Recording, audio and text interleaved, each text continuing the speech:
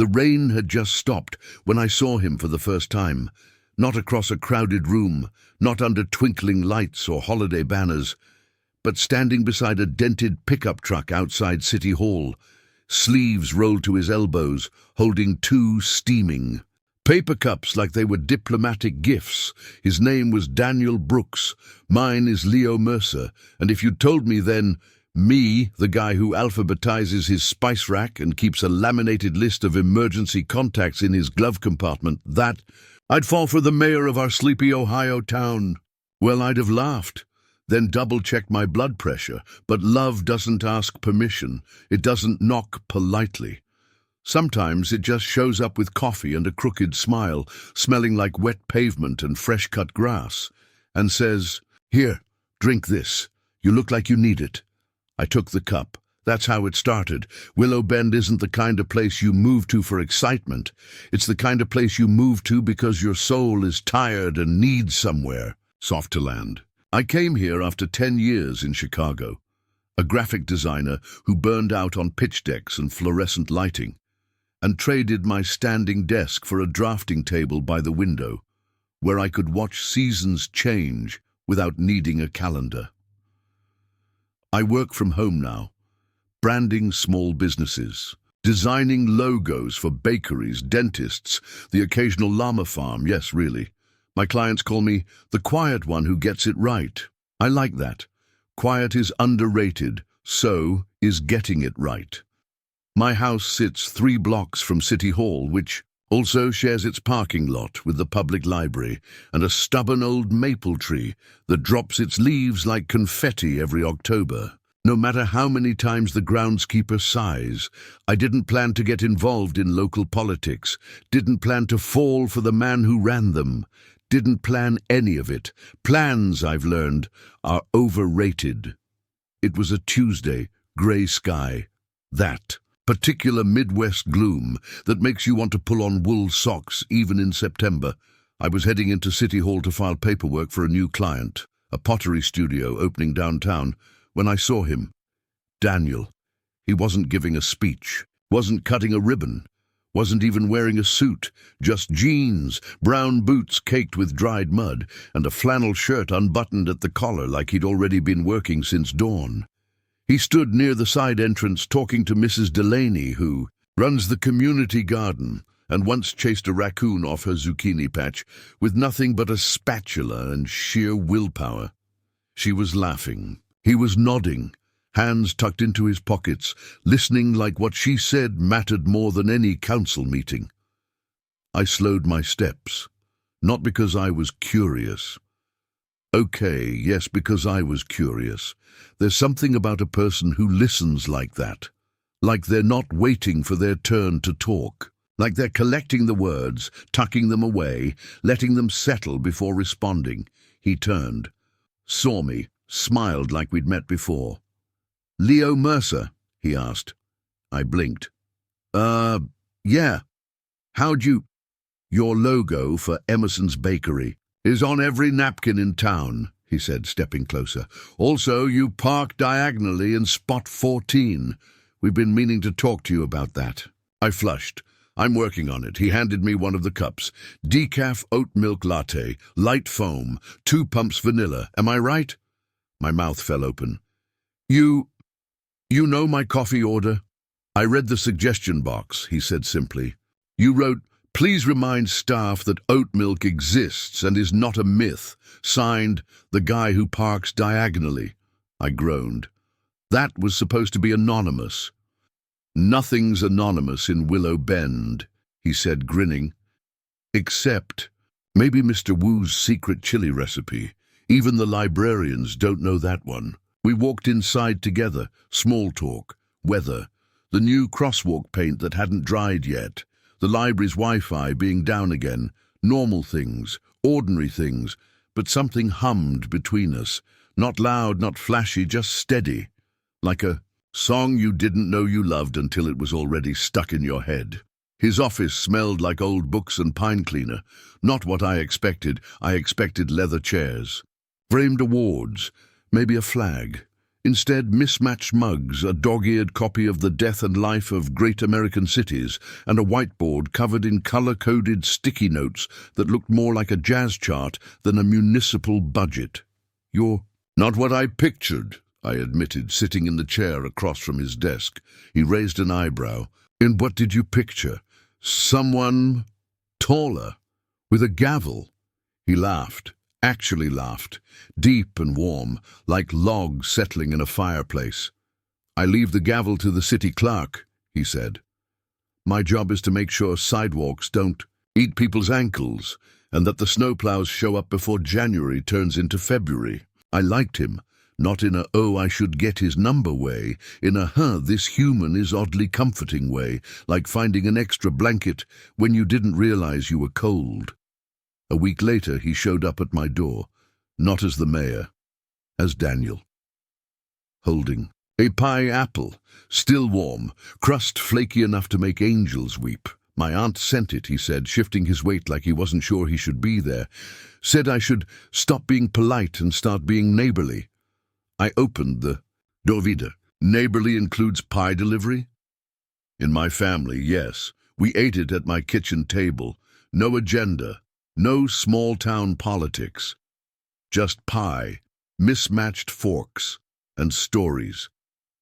He told me about growing up in Columbus, about studying urban planning because he believed cities should feel like homes, not spreadsheets, about moving back to the Midwest because he missed porch swings and fireflies, and knowing the name of the person who bags your groceries.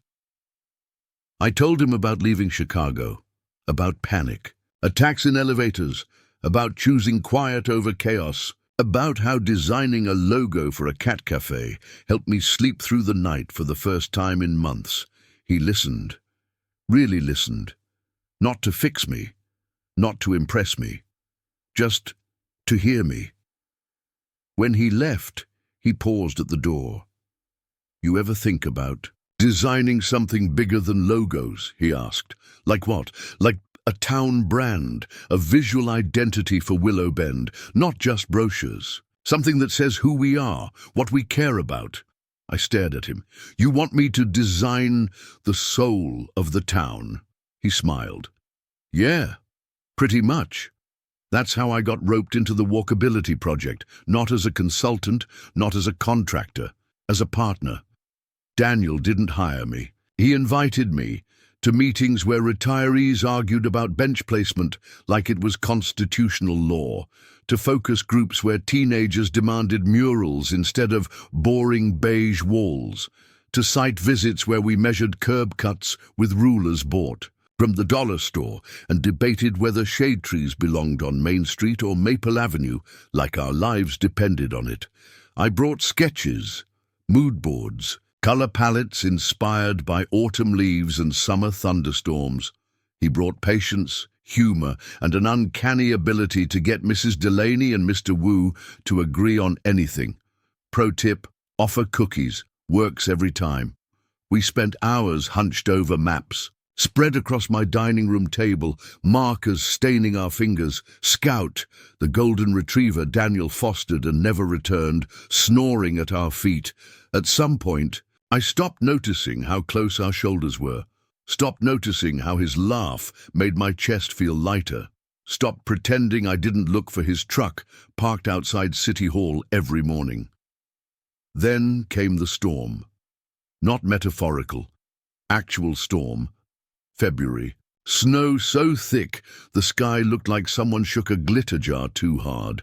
Power outages, roads closed, the National Guard handing out sandbags like party favors. Daniel called me at 7 p.m. Community centers turning into a warming shelter. He said, voice tight with exhaustion, "We need signage, maps, instructions people can actually read. Can you help?" I was pulling on my coat before he finished the sentence. By 8:30, I was printing large font signs that said, "Warm drinks and blankets here," while volunteers wrestled cots into place and a teenager played "Lean on Me" on a slightly out-of-tune piano. Daniel moved like a conductor, calm, precise, making sure everyone knew where to go and what to do. At midnight, he found me slumped against a wall, marker in hand, trying to redraw an evacuation route for the third time. He didn't say anything, just handed me a thermos. "Hot cider," he said. "No sugar, just cinnamon." I took a sip, closed my eyes. "You remembered." "I pay attention," he said softly. I looked at him then, really looked. Snow melting in his hair, shadows under his eyes, ink smudged on his wrist from signing too many forms. He looked tired. He looked beautiful. He looked like home. I reached out, brushed my fingers against his. He didn't pull away, didn't say anything, just turned his hand, laced his fingers through mine, and held on. We sat like that for 20 minutes, no words, no grand declarations, just warmth, just presence, just two men holding on in the middle of a storm, while the world slept around us. After that, things changed, not all at once, not with fireworks, but slowly, gently, like spring creeping in after a long winter. Coffee turned into breakfast, breakfast turned into walks, walks turned into shared silences that didn't need filling. 1. Sunday he showed up with bagels and the Sunday crossword. We sat on my porch, wrapped in blankets, passing the pen back and forth. Halfway through 17 down, Midwestern kindness, 7 letters. He said, "I like you, Leo." I didn't look up. "I like you too. No, I mean, I really like you." I set the pen down, turned to him. His cheeks were pink, from cold or nerves I couldn't tell. "If this complicates things," he said, "say the word. I'll fold it up, put it away. No hard feelings." I reached over, took his hand. "I don't want you to put it away." He let out a breath I didn't realize he'd been holding. "Good," he whispered. "We didn't kiss then, didn't need to. Some things are better left simmering. Of course, small towns have eyes and tongues and blogs." A photo surfaced, us at the farmer's market, sharing a peach, juice dripping down our chins, laughing like idiots. Caption, "Mayor's priorities, fruit over fiscal responsibility." Comments ranged from "adorable" to "is this appropriate" to "who's watching City Hall while they're flirting over heirloom tomatoes?" Daniel handled it like a pro, held a press Q&A.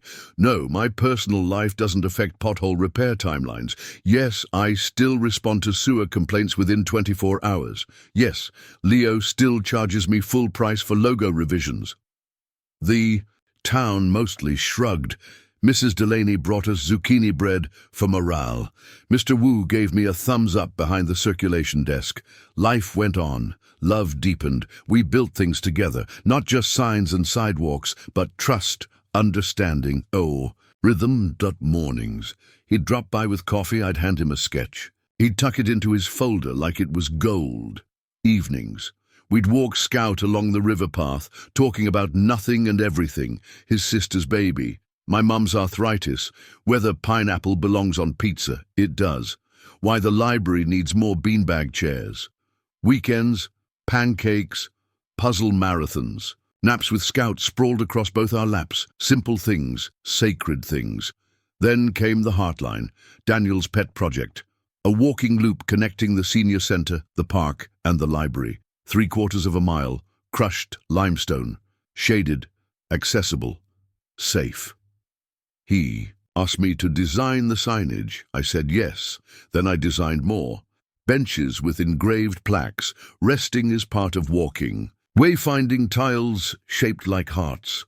A mural at the trailhead painted by local kids. Sunflowers, bicycles, dogs, books, and 2 stick figures holding hands beneath a sign that read, "Welcome home." Opening day was perfect. Blue sky, warm breeze. Kids chalked hopscotch grids along the path. Daniel gave a short speech, didn't mention budgets, didn't mention permits, just said, "This path is for anyone who's ever needed a place to breathe, to rest, to remember they belong."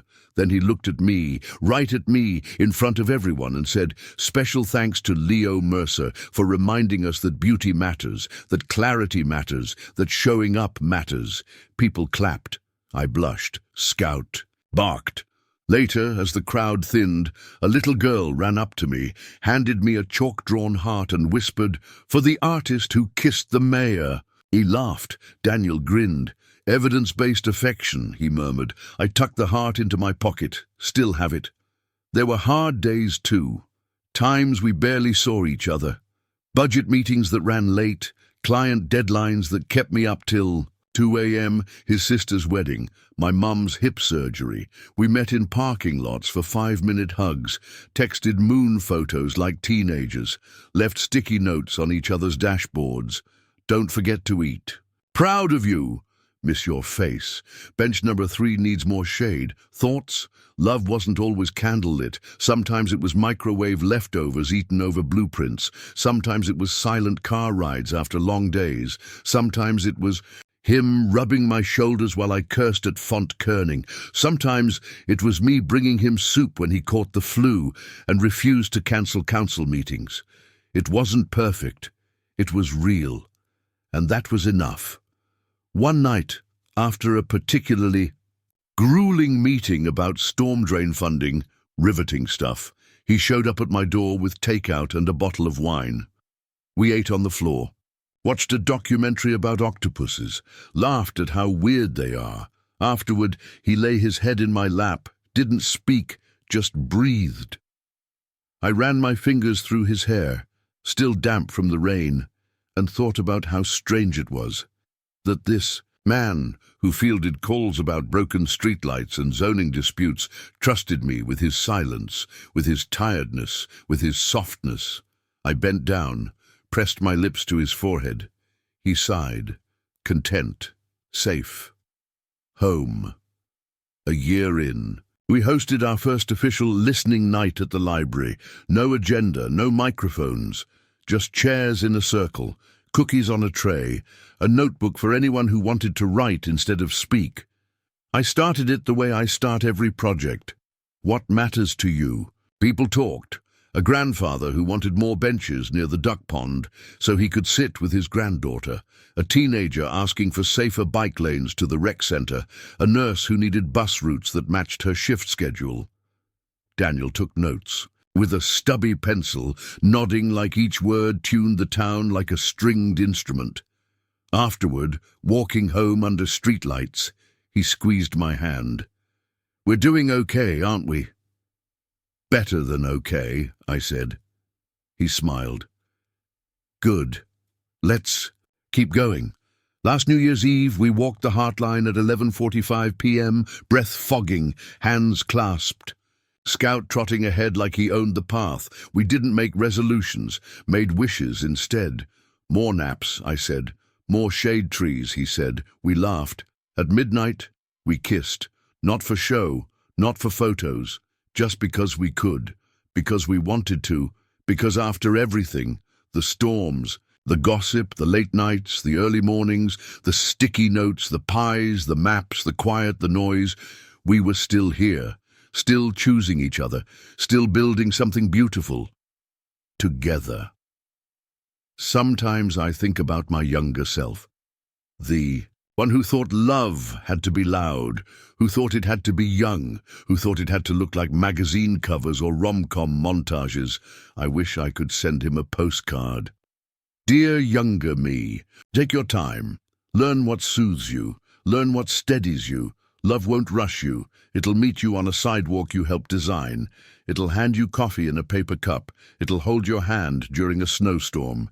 It'll say, "Thank you," like it means something. It'll be quiet, it'll be kind, it'll be enough. You, age 42, happy, in love, and finally home. Most mornings, I walk the Heartline, scouts snuffling leaves, neighbors waving from porches, Mrs. Delaney testing the new crosswalk flags she made Daniel install. Sometimes he joins me, coffee in hand, tie loosened, looking like himself, which is to say, a man who believes leadership is the practice of steady kindness. We walk together for a while, talk about small things, large things, everything in between. We part at the library. He presses my hand, public, polite enough, I step into my studio, where sunlight spills across my desk and sketches of next season's projects wait like promises. I take one more breath. Think about all the hearts in this town, ticking in their own rhythms. Fast, slow, strong, tired, brave, and how love isn't separate from life. It's woven into it, into sidewalks, into signs, into shared coffee, into quiet mornings, into holding on, into letting go, into showing up again and again.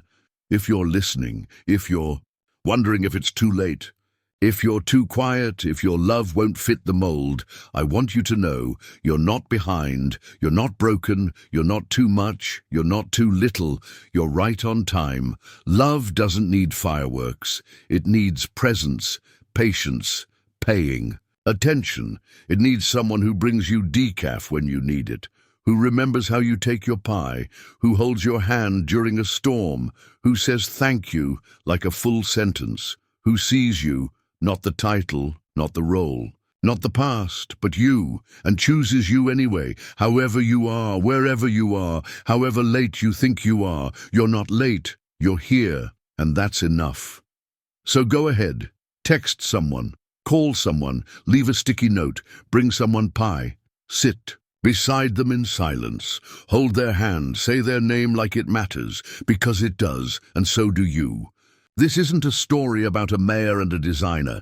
It's a story about two humans who chose kindness over chaos, quiet over clamor, presence over performance. It's a story about sidewalks and signs, and shared coffee, and slow walks, and sticky notes, and dog hair on sweaters, and mismatched mugs, and late-night documentaries, and forehead. Kisses and listening, really listening to each other. It's a story about building something that lasts, not because it's perfect, but because it's true and tender and yours. You don't need a title to love well. You don't need a spotlight. You just need to show up with coffee, with pie, with your whole damn heart. The rest, it'll follow. Carry water, wear layers. Text someone you trust, walk kindly, be gentle, and if you're lucky, you'll find your Daniel or your Leo, or whoever helps you remember that belonging isn't something you earn, it's something you build together. One quiet moment at a time. Subscribe if this comforted you. Share it with someone who needs to hear it. Keep listening. Our gentle corner of stories will always have a chair for you.